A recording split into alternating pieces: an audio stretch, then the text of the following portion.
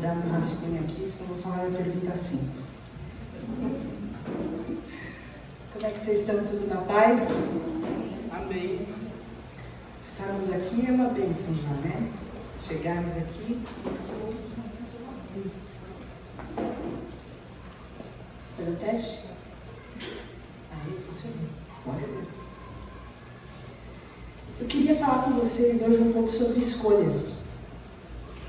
Sobre as escolhas que nós fazemos. É interessante que as nossas maiores queixas, as coisas que a gente mais sofre, se a gente for olhar bem, colocar uma lente, uma lupa, a gente vai perceber que provavelmente foi alguma escolha ruim que a gente fez nesse processo. A nossa vida, ela é formada, ela é tecida por diversas escolhas que a gente vai fazendo ao longo da vida. Escolhas e decisões que sempre nos afetam. As nossas decisões, mas também algumas decisões das pessoas, que as pessoas que estão à nossa volta tomam e de alguma forma elas também nos afetam. E existem uma das maiores e mais importantes decisões que nós já tomamos e nós que estamos aqui podemos confirmar e declarar isso, foi a decisão de buscar a Deus, de encontrar a Cristo.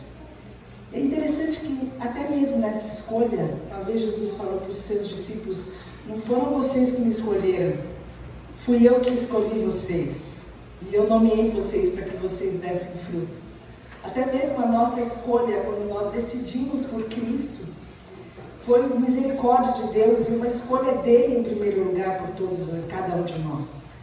Mas enquanto nós decidimos seguir com Jesus, na nossa caminhada, seguir a Jesus faz com que a gente tenha que tomar muitas escolhas ao longo da nossa vida. E é necessário que a gente mantenha essa decisão, mantenha a escolha por Cristo todos os dias no nosso relacionamento com Ele, na leitura da palavra, na oração, no relacionamento com os irmãos. E a Bíblia narra muitas histórias sobre escolhas, muitas. E quando eu pensei inicialmente a falar sobre isso, eu tive até dificuldade de escolher histórias que pudessem nos edificar, que demonstrassem escolhas boas e escolhas ruins, e como existem finais triunfantes por causa de boas escolhas e finais absolutamente desastrosos por causa de más escolhas. Existem escolhas de fé, escolhas de obediência, escolhas de desobediência, escolhas de fidelidade, escolhas de coragem, escolhas altruístas, escolhas egoístas. E a Bíblia vai narrando ao longo da história inúmeras situações onde foram feitas boas e más escolhas. Mas eu queria falar de basicamente 3 escolhas. Eu anotei aqui: uma escolha de santidade, uma escolha de lealdade e uma escolha de prioridade. E quando eu penso em santidade, uma escolha de santidade, é porque decidir viver com Jesus é decidir viver uma vida de santidade. Nós precisamos entender que a santidade é algo imprescindível para o nosso desenvolvimento. Às vezes a gente tem a santidade como algo utópico, algo inalcançável. Mas na verdade, quando nós pensamos em santidade, é uma escolha de uma vida separada para Deus. O que é santidade? É escolher viver separado para Deus. É escolher viver sem nos contaminar com as coisas que pertencem ao mundo. É fazer uma escolha de obediência a Deus e a sua palavra. E quando eu penso em santidade, eu sempre me lembro de Daniel. Vocês conhecem a história de Daniel? Tem um livro na Bíblia que chama Daniel. Aí vocês vão lembrar de Daniel na cova dos leões. Daniel era um jovem que foi levado cativo à Babilônia. Por que ele foi levado cativo à Babilônia? Porque a Babilônia, quando ela ganhava uma guerra, ela chegava naquele país, naquele povo que perdeu, e ela escolhia, o rei escolhia os melhores caras dali. Ia hoje, se fosse no Brasil, ia na USP, na Unicamp, na PUC, na Unifesp, ia falar: eu quero os melhores pensadores, os mais brilhantes. Eu quero os maiores cientistas desse país. E olha, não adianta ser só brilhante, tem que ser bonito também. E tem que ser aristocrático, tem que vir de uma boa família. Eles escolhiam assim, aqueles que seriam o genro, sonho de toda mãe, era que eles iam vir escolher no nosso país. O texto bíblico de Daniel 1, de 3 a 4, fala sobre isso. Ele diz como que eram essas escolhas. Olha, ele só teve medo de você só. Por isso que ele funcionou. Agora não quer funcionar mais. O texto fala o seguinte: então o rei de Aspenaz, que Aspenaz, o chefe dos oficiais da sua corte, trouxe alguns dos israelitas da família real e da nobreza. Obrigada. Jovens sem defeito físico, de boa aparência, cultos, inteligentes, que dominassem os vários campos do conhecimento e fossem capacitados para servir no palácio. Ele devia ensinar-lhes, esse sujeito aqui, Aspenaz, o chefe dos oficiais, devia ensinar a essas pessoas a língua e a literatura dos babilônicos. Ele ia pegar então aquilo que ia ser a nata dos jovens, os mais especiais, e ele ia ensinar a literatura, ia ensinar a cultura, ensinar a língua, e aqueles jovens então iriam servir da Babilônia, iriam servir ao rei da Babilônia. Então a Babilônia, ela tinha vários jovens prodígios, escola de prodígios tinha na Babilônia, que era a soma desses jovens de todas as culturas, de todos os países que tinham perdido, todos os povos, naquela época, que tinham perdido as guerras contra a Babilônia. E eles vinham numa situação de servidão, eles vinham para servir, eles vinham sem liberdade, eles vinham sem vontade, eles saíram da nobreza, eles saíram muitas vezes das famílias reais e vinham se submeter ali ao jugo dos babilônicos. E aí o livro de Davi, ele vai falar de 4 pessoas de Daniel, o livro de Daniel, Ananias, Misael e Azarias. Esses quatro meninos, eles eram israelitas, mas eles tinham fé. Eles conheciam a palavra de Deus. Eles eram pessoas que estavam comprometidas com o reino de Deus, com a verdade daquilo que eles entendiam que era a vontade de Deus. Eles tomaram uma postura diferente de todos os jovens, aqueles jovens prodígios ali no meio da Babilônia, naquela cultura pagã. Eles decidiram que eles não iam comer a comida impura dos pagãos. Eles decidiram que eles não iam se contaminar com aquilo que seriam as delícias daquele povo. Eles entendiam que aquela comida era uma comida que era oferecida aos deuses pagãos, e eles decidiram que eles não iam comer dessa comida. O capítulo 1, no versículo 8 e 9, fala isso: Daniel, contudo, decidiu não se tornar impuro com a comida e com o vinho do rei. E aí ele pede para o chefe dos oficiais, porque ele não quer comer. E aí ele faz um rolo ali com o pessoal da cozinha, e ele consegue 10 dias. 10 dias que é feito aquilo que as pessoas fazem hoje, que é o jejum de Daniel. Por 10 dias ele ia ficar comendo só as verduras e tomando água, e depois de 10 dias ele ia aparecer diante do rei, e se ele estivesse fraquinho, franzinho, meio fraco, aí ele ia falar: não, cara, você não vai poder, você vai ter que se submeter aqui às nossas leis. Mas aí o texto fala que depois de 10 dias, no versículo 12, no versículo 15, que passado 10 dias eles pareciam mais saudáveis e mais fortes do que todos os jovens que comiam a comida da mesa do rei. Então a história de Daniel narra, esse livro que está na sua Bíblia, e talvez você nunca tenha lido, narra a história de jovens, não só Daniel, mas que decidiram firmemente no seu coração. Eles resolveram agir de acordo com a palavra de Deus de forma diferente. Eles não se renderam à pressão cultural. Eles não se amoldaram àquilo que era a forma oferecida pelos babilônicos. Eles podiam desfrutar do melhor, do bem bom, mas eles entendiam que aquele bem bom era contrário à fé deles. Eles entendiam, de acordo com Deuteronômio 6 e Êxodo 20, que Deus era o único Deus. E eles não iam se prostrar e não iam se dobrar a nenhum outro Deus. Eles entendiam que eles não poderiam se prostrar e fazer diante dele imagem de escultura, nem adorar, nem fazer culto.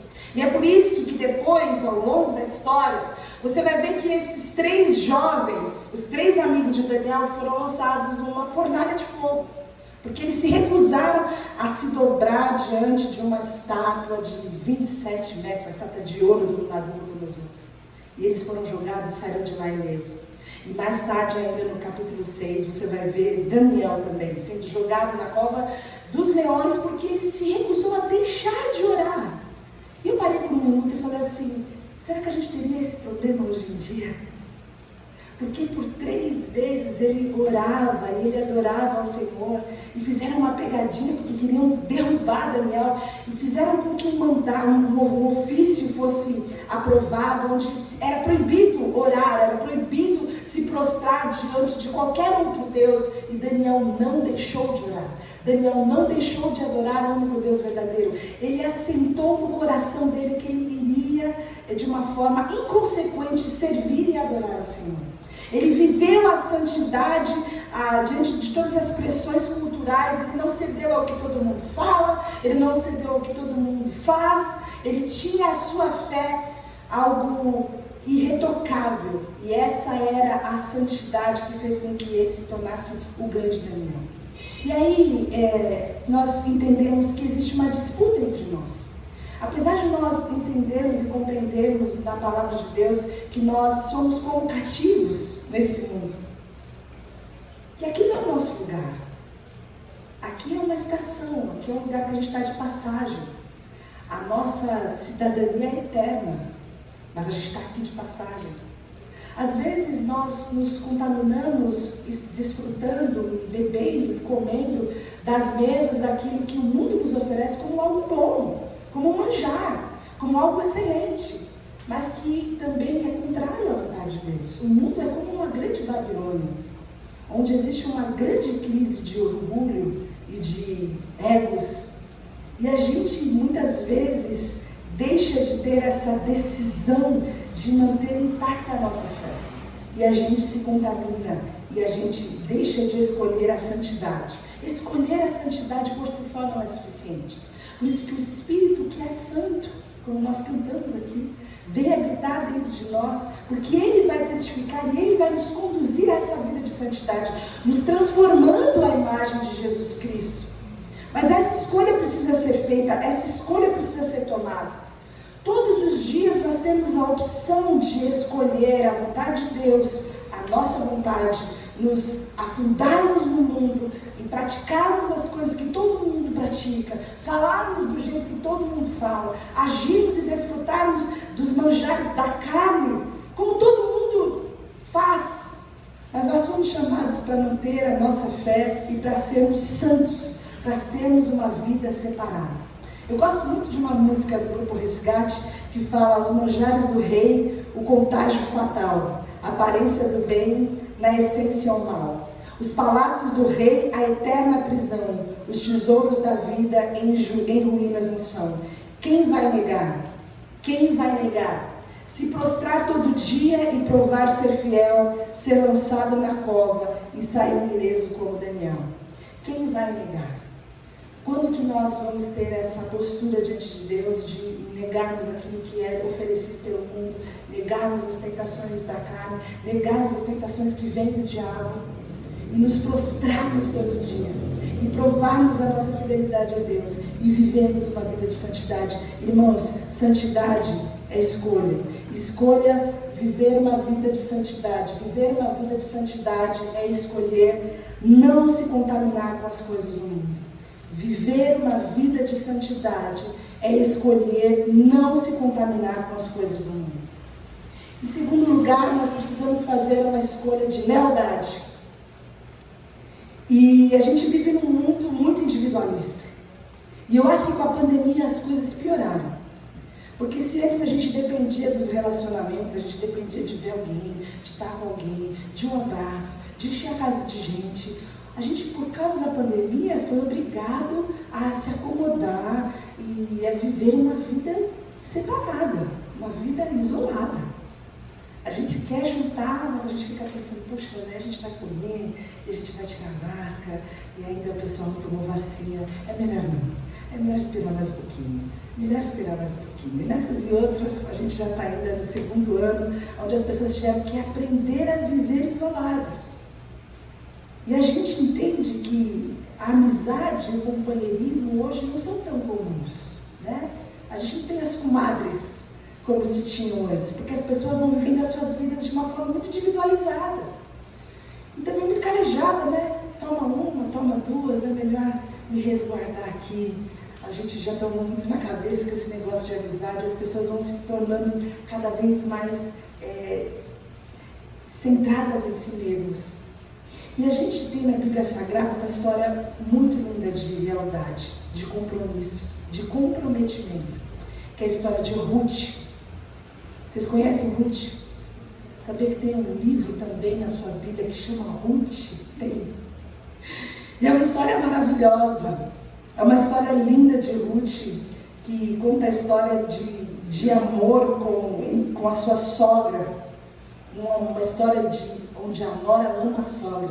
É uma história que toda mulher deveria ler. Essa história de Ruth e de Noemi, ela parte desse pressuposto de uma mulher que abre mão dos seus interesses em favor de outra pessoa por causa de um compromisso de amor. Noemi e Elimeleque saíram de Belém e foram para Moabe porque teve fome em Belém. Eles tinham 2 filhos, e esses 2 filhos se casaram lá em Moabe, com 2 moabitas, que é Ruth e Orfa. E esses 2 filhos morreram junto com Elimeleque, ficaram as 3 viúvas. Noemi com Orfa e a Ruth, até que Noemi soube que acabou a fome em Belém. E ela então decide voltar para Belém, sair de Moabe e voltar para Belém. E as suas noras falam, não, a gente vai com você. E ela fala, não, vocês não precisam vir comigo. Volta para o pai de vocês, para o conforto da casa de vocês, com todas as possibilidades que vocês têm na casa do pai de vocês, inclusive que vocês podem casar de novo, vocês são livres. Orfa é convencida, apesar de ter um momento de tristeza ali no desfecho da separação das duas, mas Ruth não.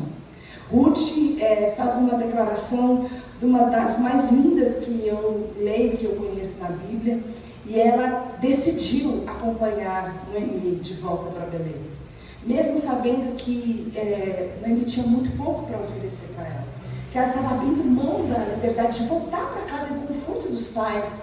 Ela fala que ela tem um compromisso com Noemi, e ela vai com Noemi, não por interesse próprio, ela vai junto com Noemi por causa de uma aliança, e firma com ela uma aliança e um comprometimento de amizade e de lealdade. Segundo Aurélio, a amizade é um sentimento fiel de afeição, estima e ternura entre pessoas que, em geral, não são parentes nem amantes.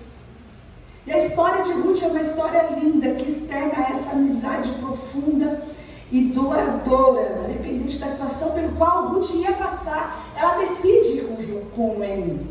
E o desfecho da história é muito lindo. Depois que ela faz a declaração de Ruth 1,16, fala o seguinte: Ruth respondeu, não instiga comigo que te deixe, e não mais a acompanhe. Aonde fores, irei, aonde ficares, ficarei. O teu povo será o meu povo, o teu Deus será o meu Deus. Aonde morreres, morrerei, e ali serei sepultada. Que o Senhor me castigue com todo rigor, se outra coisa que não a morte me separar de ti. Eu aprendo muito com elas, porque amizades que são alicerçadas em Deus são amizades eternas. Tudo que Deus faz é eterno. E quando nós firmamos a aliança, nós firmamos uma amizade que está embasada em Cristo, nós temos que honrar esse comprometimento. Nós temos que honrar esse compromisso, esse amor incondicional, essa lealdade, esse compromisso imutável.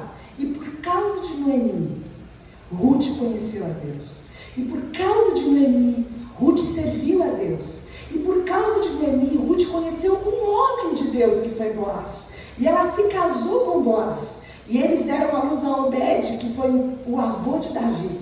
Então essa Ruth, que era uma moabita, faz parte hoje da linhagem de Davi, por causa de um compromisso e de uma aliança de amor e de amizade, onde o interesse dela estava abaixo do interesse e do amor por outras pessoas. E o que eu tenho para falar com isso? Que é maravilhoso se você tem amigos não cristãos e você é uma influência na vida deles. É maravilhoso se todos os seus amigos são não cristãos e você é luz na vida deles. E você influencia os seus amigos. Porque na verdade a palavra fala que a gente como luz tem que ficar num lugar alto para iluminar toda a cidade. Então se Deus tem permitido que você tenha comprometimento de aliança e de amor não cristãos, isso é maravilhoso. Deus tem um propósito na vida dos seus amigos e provavelmente vai usar você. O grande problema é quando nós nos aliançamos com pessoas não cristãs, é que muitas vezes a influência dos não cristãos é maior do que a nossa influência. E nós, quando temos um compromisso com o Senhor, precisamos perguntar se as pessoas que estão perto de nós desejam conhecer e servir o Deus que eu sirvo. Eu sou uma Noemi na vida dessas pessoas. Quem está perto de mim vai falar, olha, o Deus que você serve é o Deus que eu vou servir. O teu Deus será o meu Deus. Ou eu tenho, ao invés disso, me comprometido com a influência negativa dessas pessoas. Ao fazer escolhas, não é importante apenas que você escolha sempre o reino de Deus, sempre a vontade de Deus, sempre a palavra de Deus, mas preste atenção nas pessoas que você tem escolhido para estar perto de você.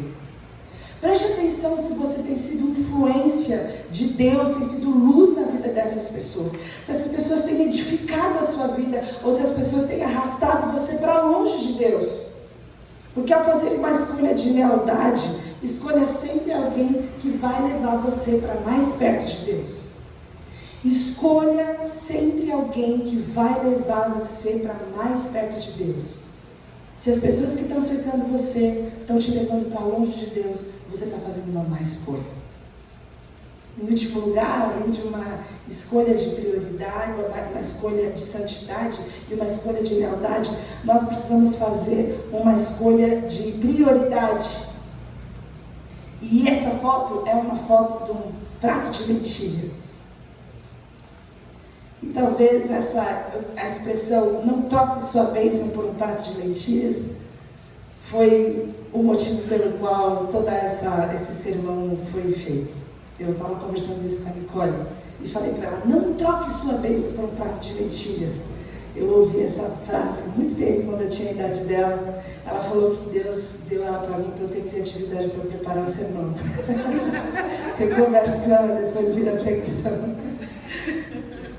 E eu falo para você, não troque sua bênção por um prato de lentilhas. Você sabe quem trocou a bênção por um prato de lentilhas? Valendo um ponto para o 317, ou Emanuel. O Deus conosco. A Luísa, a Nicole não vale, ela vai saber responder, não vale. Não pode valer.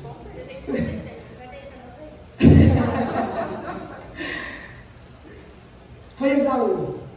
E essa é a última história de hoje. Eles eram dois filhos, Jacó e Esaú, eles eram filhos gêmeos de Isaac. Isaac era filho de Abraão, o pai da fé, se vocês sabem. E Esaú, ele foi o irmão mais velho, eles eram gêmeos, mas o Esaú saiu primeiro. Tinha uma guerra lá dentro já, eles já não se davam bem desde o ventre. Um saiu, o outro saiu arrancando o calcanhar dele. E assim foi por toda a vida. O Isaac tinha a preferência de Esaú, a Rebeca tinha a preferência no Jacó, e eles eram uma família disfuncional, como todas as outras que a gente conhece. A Bíblia tem muitas histórias de famílias disfuncionais, esse é um exemplo delas. E o que acontece é que esses dois irmãos que viviam em guerra, eu vou encurtar a história, existia uma bênção para aquele que era o irmão mais velho. Hoje em dia, morreu o pai, divide tudo igual para todo mundo, e mesmo assim dá um pau desgraçado. Mas naquela época, o filho mais velho, que era primogênito, ele tinha outros direitos. Eu até anotei, depois passo para vocês, mas ele ganhava 2/3 da herança, ele tinha o direito de levar um nome, ele tinha o direito de reger e organizar todos os bens da família, ele tinha o direito de ser como pai. Jacó, então, era doido por esse direito que era de Esaú. Ele era enlouquecido, ele era fascinado por ter a primogenitura. O que ele fez? Ele era esperto, né? Um dia o irmão Esaú veio cansado de uma caça, morrendo de fome. E ele falou, prepara ali um prato de lentilha para mim, aquele prato que só você sabe fazer. Ele falou, olha, eu posso até preparar, mas eu não dou nada, eu troco. Coisa de irmão, né? Coisa de irmão trocar, não dá nada, uma troca. E ele então troca a bênção dele da primogenitura por causa de um prato de lentilhas. E isso depois se formalizou na história. Mais tarde, na hora da bênção mesmo de Isaac, ele abençoa Jacó com a bênção ao invés de abençoar Esaú.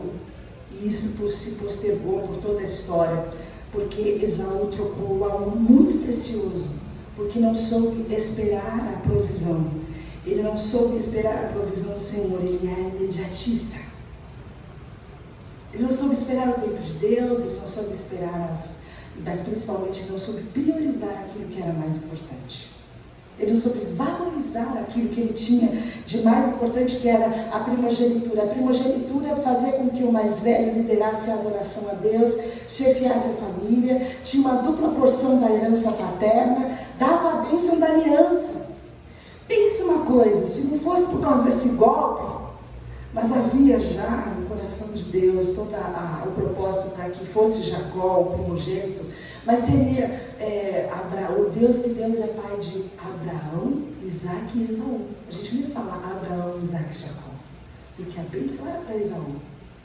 Mas Esaú abriu mão. Esaú não soube priorizar a bênção, não soube entender a grandeza da primogenitura. Para ele a primogenitura valia menos que um prato de lentilhas. Ou que a sua pizza, ou que a sua picanha, ou o seu estrogonofe. Ou um pecado, que parece muitas vezes mais apetitoso que um bom prato. Mas quantas vezes nós abrimos mão daquilo que é a bênção de Deus por causa do pecado? De tão pouco.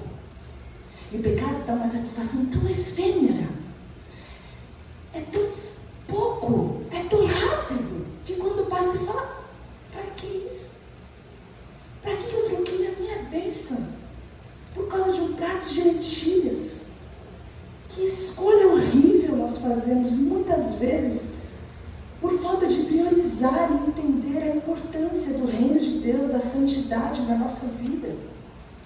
Que coisa terrível, porque apesar de Jacó desejar muito mais as bênçãos de Deus, de desejar muito mais fazer parte da aliança do que Esaú, de ter isso como algo que era prioridade e era algo objetivo na vida dele, e de fato ele conseguiu, para Esaú aquilo não valia nada. E hoje muitos cristãos são como Esaú, impacientes, imediatistas, fisgados por suas consciências, por seus desejos, querem tudo que vem, querem satisfazer todos os desejos que têm, querem viver de pratos de lentilhas e querem tudo para ontem, proclamam que só se vive uma vez. E por causa disso são afundados cada vez mais em seus pecados, em seus pequenos, momentâneos e imediatos desejos. Além de nós fazermos escolhas de santidade, de fazermos escolhas de lealdade, nós precisamos fazer escolhas de prioridade no reino de Deus. O que é o reino de Deus para nós? O que é o prato de lentilha para nós? O que é tão importante para nós que nós abrimos mão daquilo que nós temos no reino de Deus por causa disso, caindo sempre, tropeçando e tropicando e renunciando num troque aquilo que Deus tem para você, o direito da primogenitura, por algo que é momentâneo. E às vezes a gente troca. Às vezes a gente troca a comunhão por causa de uma amizade interesseira. Às vezes a gente troca a bênção de Deus por causa de uma alegria passageira. Às vezes a gente aproveita uma oportunidade de ganho escuso. Às vezes a gente usa o nosso tempo livre, que a gente poderia usar para adoração, para louvor, para devoção, para se afundar num lazer. Às vezes passa o dia todo maratonando série e não consegue ter um momento de oração, de busca da palavra. Nós trocamos, irmãos. Nós ainda não entendemos o que é prioridade. Tem muito de Esaú em nós e muito pouco de Daniel.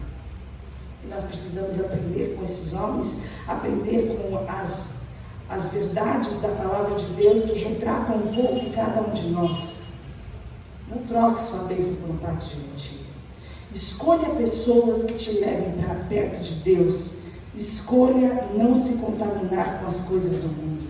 Abra mão dos manjares do rei. Abra mão daquilo que vai fazer com que você se contamine. Se você for ver, a Bíblia começa contando a história de Adão e Eva, que tinham tudo para fazer uma boa escolha e fizeram a escolha errada. E por causa da escolha errada que eles fizeram, ele marcou toda a humanidade. Até que veio Jesus, que escolheu ser o cordeiro que foi morto antes da fundação do mundo. Ele escolheu a cruz. Ele veio para os que eram seus, os seus não receberam. Ele sabia que ia passar pela cruz. Ele já veio para morrer. Ele falou, eu vim buscar e salvar o que está perdido. Ele veio para morrer. Ele fez essa escolha. E por causa da escolha de Jesus é que nós fomos alcançados, salvos e livres do pecado, porque ele escolheu a cruz, ele escolheu os cravos, ele escolheu a vergonha, ele escolheu a morte, ele escolheu, sabia que seria rejeitado, mas ele escolheu sofrer por amor. E sabe qual é o grande problema da escolha? É que toda escolha envolve uma renúncia. Quando você escolhe uma coisa, você está renunciando a todas as outras. E é aí que a gente erra. Porque a gente quer ter tudo. A gente quer servir ao Senhor, mas a gente quer experimentar do manjar também, pôr um manjar fresquinho. A gente quer a primogenitura, mas a gente também quer dar umas colheradas no prato de lentilha. A gente quer manter a amizade com ele, a gente quer voltar na casa do pai e da mãe, né? A gente quer ter tudo. Mas toda escolha envolve uma renúncia. E quando a gente escolhe servir ao Senhor, a gente precisa entender que a gente está renunciando todo o resto. Tem 2 textos que Jesus falou, que está em Mateus e Lucas. Jesus falou o seguinte: ninguém pode servir 2 senhores, pois odiará um e amará o outro, ou se dedicará a um e desprezará o outro. Aqui ele está falando de dinheiro. Ninguém pode servir 2 senhores. Você tem que renunciar a um, porque um deles você vai desprezar. E Lucas 9:23 fala: se alguém quiser me seguir, renuncie-se a si mesmo, tome a sua cruz de cada dia e siga-me. Cada vez que a gente escolhe Jesus, a gente tem que renunciar a gente mesmo. Cada vez que a gente escolhe Jesus, a gente renuncia à nossa vontade. Seguir a Jesus exige condições. Seguir a Jesus exige escolhas. Seguir a Jesus exige renúncias. Não pense que você está escolhendo Jesus se você não renunciou todo o resto. Porque Jesus disse: ninguém pode servir a 2 senhores. Você não pode servir ao Senhor e servir a você mesmo. Se você está vivendo e fazendo todas as suas vontades, sabendo que as suas vontades são contrárias à vontade de Deus, você é o seu Senhor. Você não tem a Deus como seu Senhor. Ninguém pode servir 2 senhores. Então, quando nós entendemos que a nossa vida é feita de escolhas, nós precisamos entender que nós devemos escolher a Jesus todos os dias. Como Daniel, renunciar aos manjares e à absorção da nossa cultura, que às vezes nós somos passivos, a gente vai absorvendo sem filtrar. A gente vive numa grande matrix lá, onde vai entrando toda a cultura e a gente vai reproduzindo sem passar pelo filtro da palavra de Deus, se aquilo condiz ou não com o que está escrito no livro. A gente precisa escolher e renunciar à liberdade que nós temos para sermos fiéis e comprometidos com os nossos irmãos. Fazermos escolhas que nos levem para perto de Deus, mas também fazer escolhas onde a gente não satisfaz os nossos desejos imediatos, como fez Esaú. Escolher Deus é escolher muitas vezes abrir mão daquilo que para nós parece uma boa opção. Jesus fez isso também. E dessa vez ele foi tentado pelo diabo. Estava com fome. O diabo falou: não quero pão. Jesus falou: não é só de pão que vive o homem. Não é só de manjar que vive o homem. Não é só de prato de lentilha que vive o homem. O homem vive de toda a palavra que procede da boca de Deus. Que seja essa a nossa escolha. Que o Senhor nos ajude. O Espírito Santo nos ajude.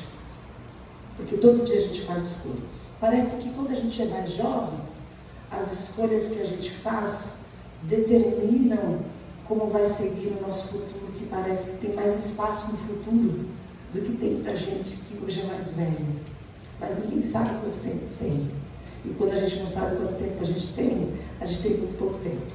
Por isso hoje é tempo de escolher Deus. Amém? Vamos orar. Senhor, te agradecemos pela tua palavra. Te agradecemos, a Deus, pela vida de Daniel, seus amigos. Te agradecemos, ó Deus, pela fidelidade de Ruth e pela constância e obstinação de Jacó,